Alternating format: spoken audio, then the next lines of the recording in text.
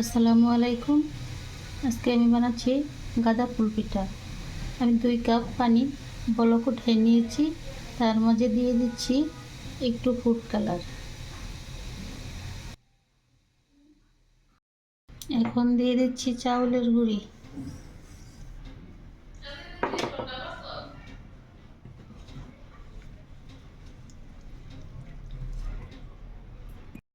ডোটা আমার এখন হয়ে গিয়েছে, আমি এখন নামিয়ে নিচ্ছি।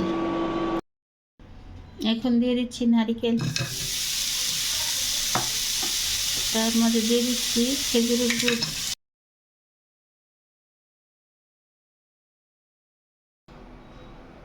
ডোর মাঝে দিয়ে দিচ্ছি একটু ঘি। ঘি দিয়ে আমি ভালো করে মিক্স করে নেব। ভিতরের পুরটা এখন হয়ে গিয়েছে। এখন আমি গাঁদা ফুলের শেপ দিয়ে নেব।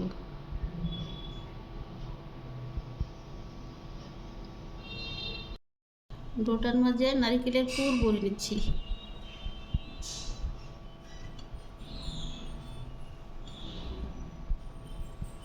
এখন আমি গাঁদা ফুলের শেপ দিয়ে নেব।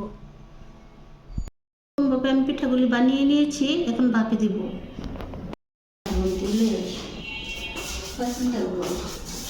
10 মিনিট আমি ভাপে দিয়ে নেব।